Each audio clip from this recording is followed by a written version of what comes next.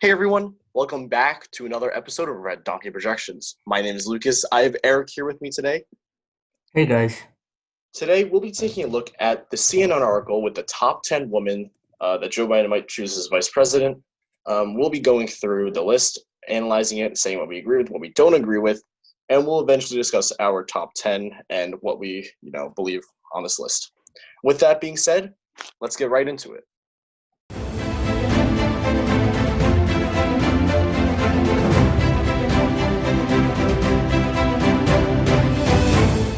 For some context, at the last presidential debate between Joe Biden and Bernie Sanders, Joe Biden pledged to have a woman vice president, so this is why we have a list of 10 women here.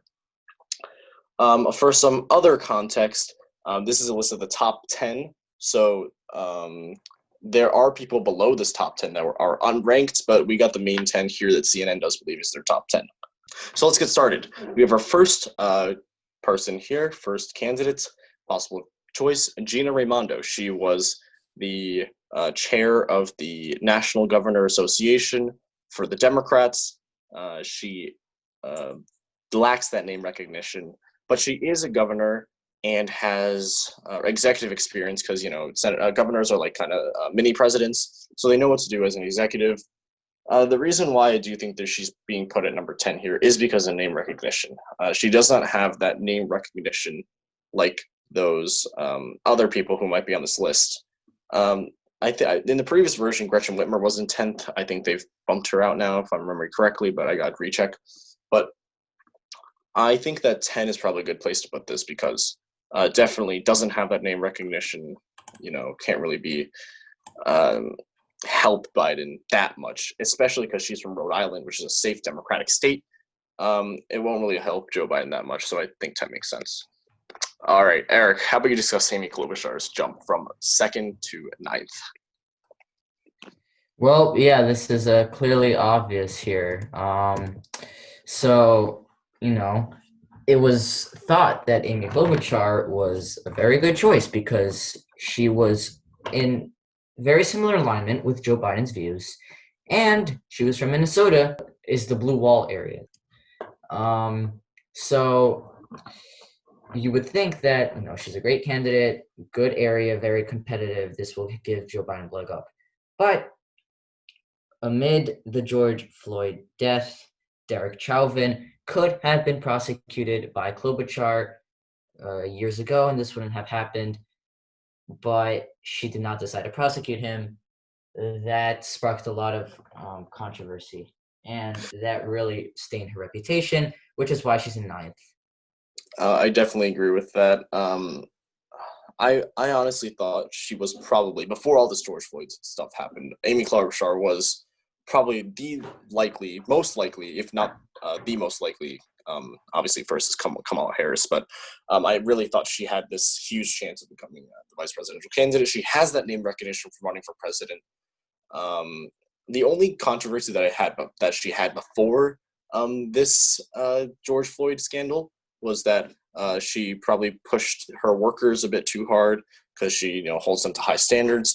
But I think that was it with her scandals. But this really, really damages her reputation. I'm going to be honest. She's not in my top 10. Heck, she's not even in my top 15. I'm told that Joe Biden essentially told her that she's not going to be the VP nominee. And I completely agree with that because this would really damage Joe Biden's chances of winning, especially the blue wall. Maybe he would even lose Minnesota because of this. I don't think this would be a good choice at all. Now we have 8th here. This is very interesting. Tammy Duckworth. This is a new person on the list. For those of you that know, she was elected in 2016 from the state of Illinois. She is a senator. She is Thai as well, and she is a war hero. She became disabled after the war. I think she lost both legs and lost a leg. 8th is interesting. I think for the most part, Tammy Duckworth would be a good running mate with Joe Biden. She's a person of color, could get that vote out. The one main issue with me, actually there's two. The first issue is she's from the state of Illinois. Joe Biden does not need help carrying the state of Illinois. This is a safe Democratic state. It's not a battleground state. I don't think there's much, worth in choosing Tammy Duckworth to win that state. And now the second biggest reason is name recognition. A lot of people a lot of people don't know who Tammy Duckworth is, and that's going to probably be an issue because if you put a big name out there, people are going to know who she is, and they'll probably vote for her. Now, Tammy Duckworth is different. We don't really know how well she can do because of that. I do think 8th is definitely the right place to put her here. This is what I completely agree with.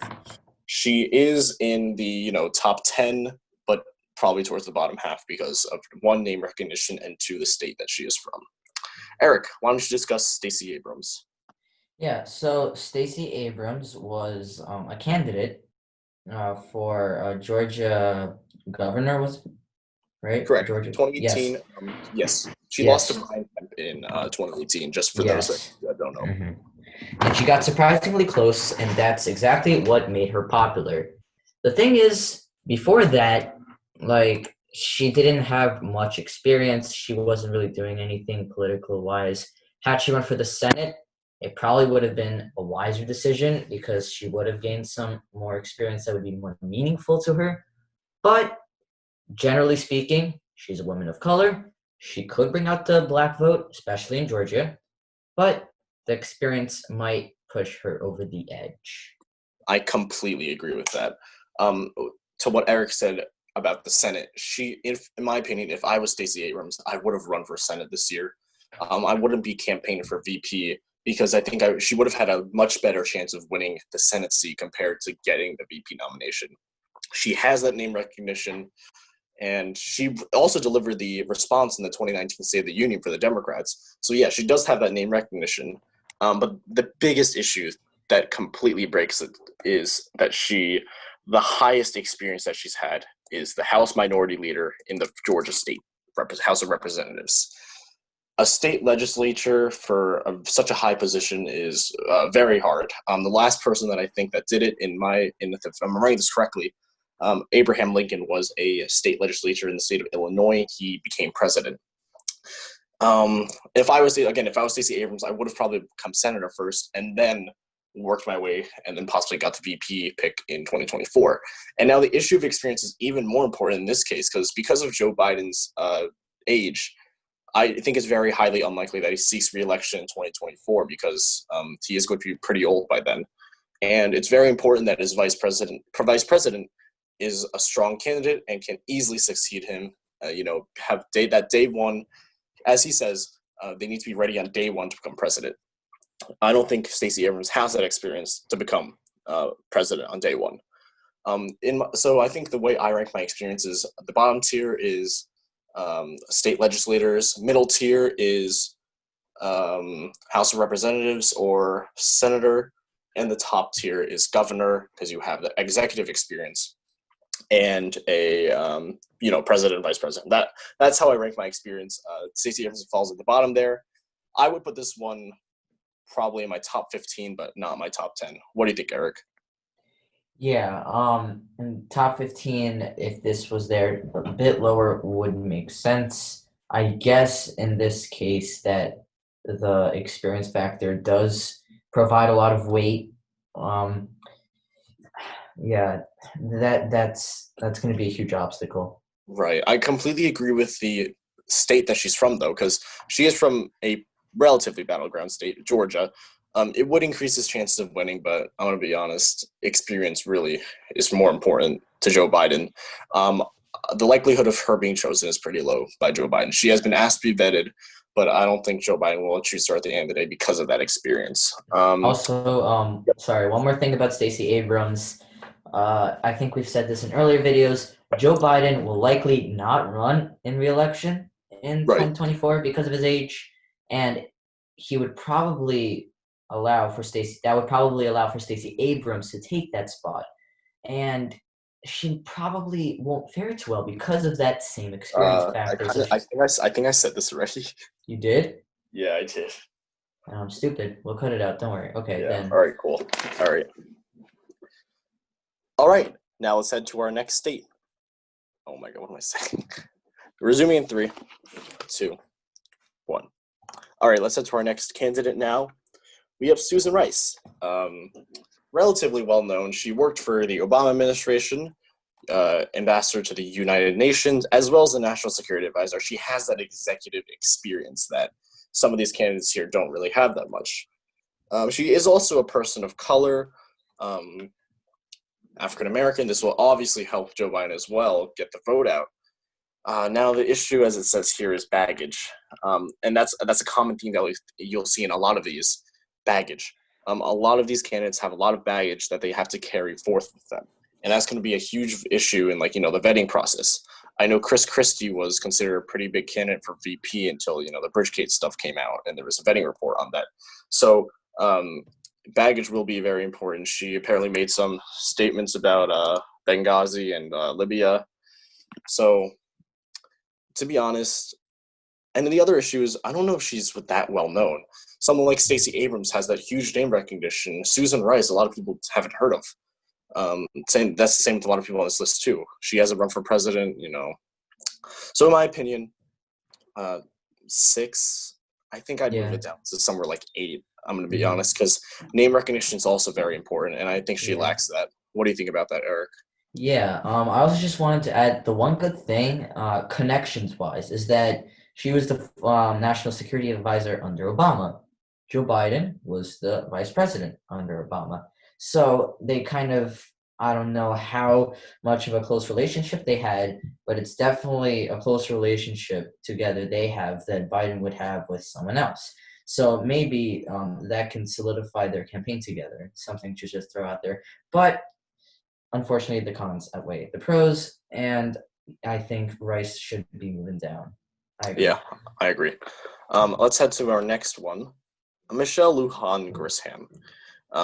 She is a Hispanic governor of New Mexico. I talked about this, I think, a little bit before, but Senator Catherine Cortez Masto from Nevada, another Hispanic, but she's a senator, removed herself from VP consideration. That was a pretty big move. A lot of people wanted her to be chosen.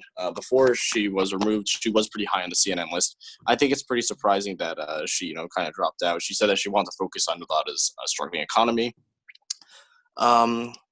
Yes, being a Hispanic definitely helps Michelle Lujan Grisham here. I do think this will really help Biden, like states like Arizona, especially considering she's from New Mexico, right next to Arizona. There's a lot of Hispanics that are in Arizona, and I think that will kind of bring the vote out there. 5th, I think 5th makes sense here. Another issue with her is name recognition. A lot of people don't know her. I certainly haven't heard of her before, this VP consideration stuff came out. I think, I do think 5th is a little bit too high. Maybe it's 6th. But I think 5th is fair, but it's not the best. What do you think about that, Eric? Yeah, again, this another recurring theme in this video is experience. Not experience, just name recognition in general. Voters are more comfortable with someone that they know, what they've done previously, than someone who is kind of like only a governor of a state and kind of a niche politician in a way. Well, I kind of disagree with that in the thing that governor is a pretty high there. I explained my tier before. I think governor is a pretty high ranking there because on experience-wise, because they are, they do have that executive experience. So she definitely outweighs others on experience. Governors, I think governors do have enough experience. They do almost exactly what a president does, just they're doing it for their state. Yeah. Let's head to number 4 now. Eric, why don't you talk about Elizabeth Warren? For those that you don't know, she is a progressive, and she ran for president in 2020. Yeah. So first of all, like Lucas said, that does make her quite popular. She was a Massachusetts senator. She has been a few debacles with Donald Trump, but she's known for other things too. As Lucas said, also, she is a progressive. Joe Biden is more of a moderate Democrat. The one thing here is that their political views don't align. That will probably set a few obstacles in the future. But the thing is, I think that she doesn't have that much baggage. And amid all of the crises going on right now, you really need a clean slate. So I think this is a very maybe I would put her as third because you have to be, Biden has to choose very carefully, and yes, Warren's views are a bit more left than Biden's views, but as at this time, currently, with everything going on, she's the most appropriate in terms of who she is and her history. Mm-hmm.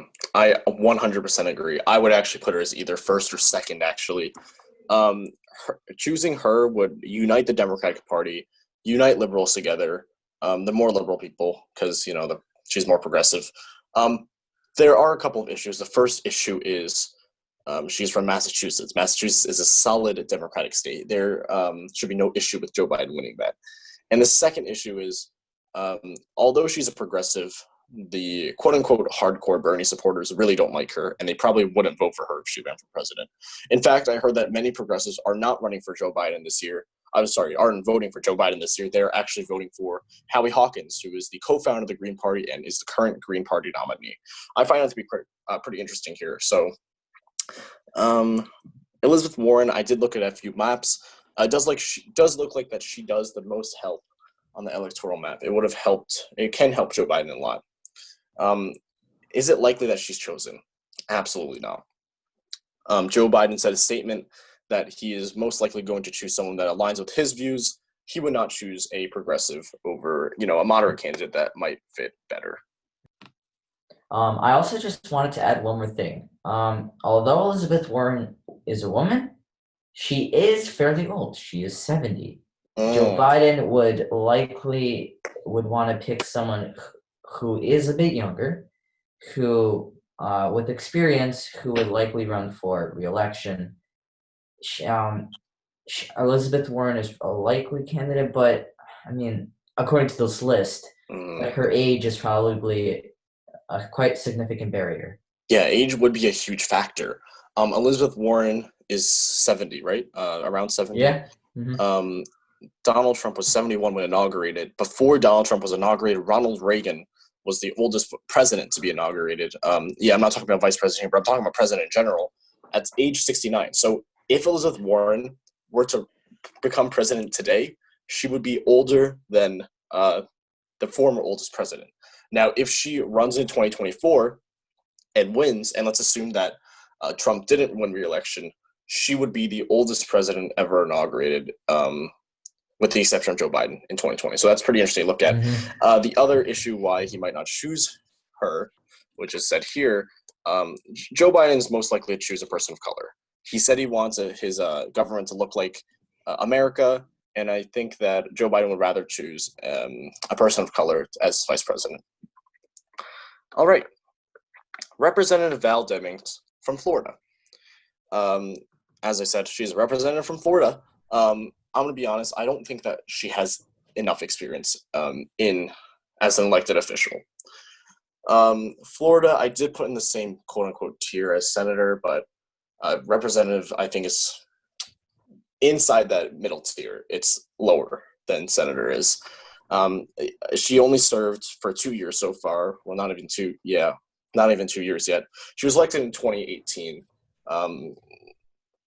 She does have experience as a police chief, and she does have a history of actually fighting police brutality, which would be really good in this time period.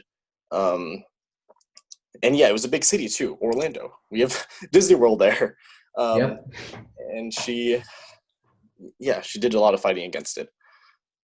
So I do think that it's definitely possible that she is chosen. I think third is definitely the right number here. The only issue, as I said before, was experience. She is from Florida. This is a battleground state that Joe Biden can easily win. Well, not easily. I'm going to be honest. Okay, let me take that back. Not easily win, but it will definitely help him win with Val Demings on the ticket. I said there was only one issue, but there's a second issue too.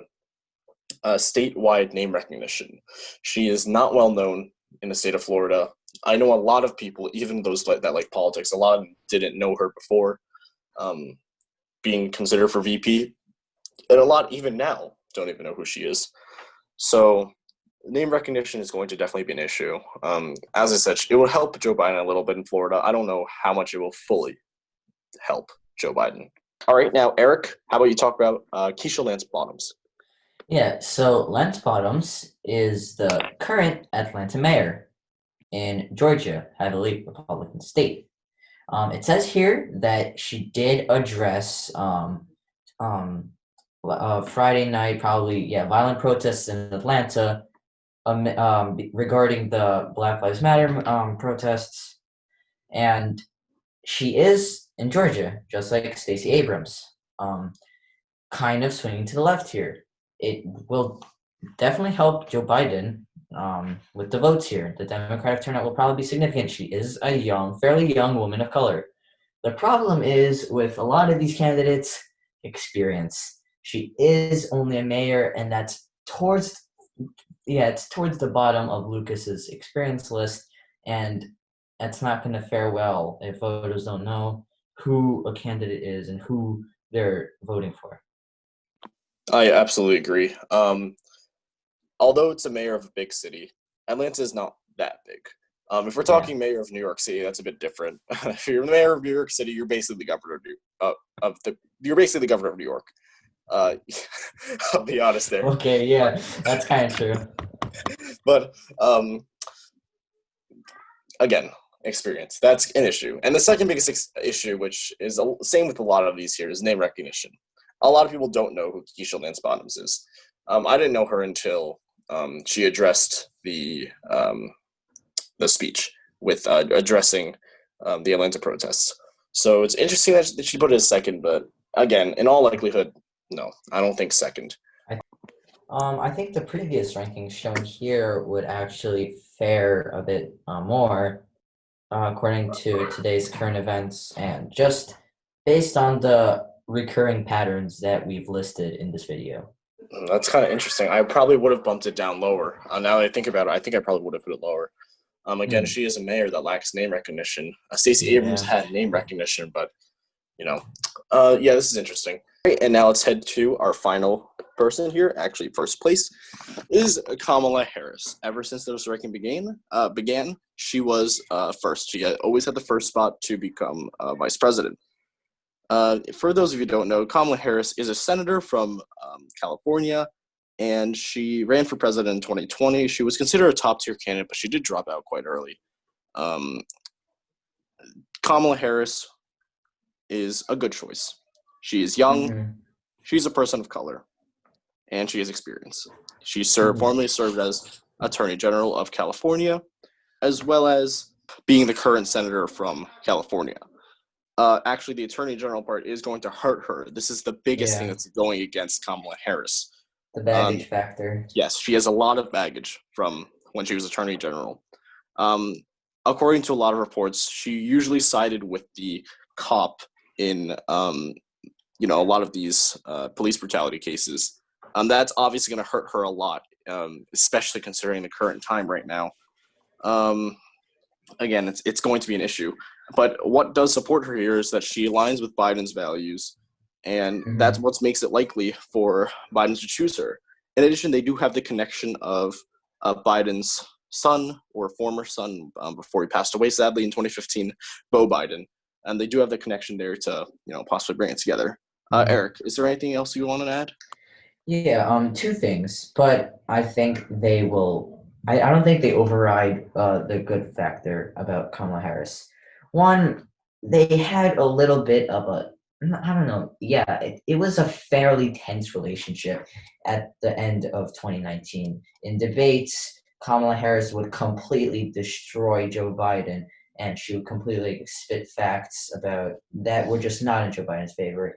And just from then on, they had this very heated, there were a lot of heated moments that proceeded.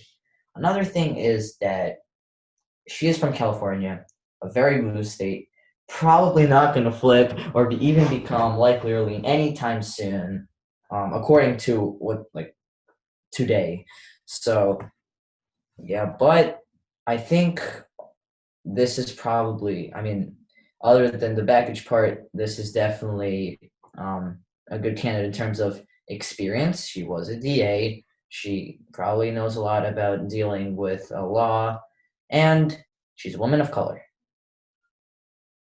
Yeah, I agree. I do think if we're ranking this by best choices, I would put Elizabeth Warren as number one because that would definitely help a lot. Mm-hmm. If we're considering likelihood into that as well, though, Kamala Harris is number one because there's a very low chance that it chooses Elizabeth Warren because of the fact that she is a progressive. Kamala's a moderate, just like Biden, and I agree with this. Well, that is our video for today. Thank you all so much for watching. If you like this video, please hit the like button. And if you like our content, please subscribe. We'll see you in our next video tomorrow. See ya.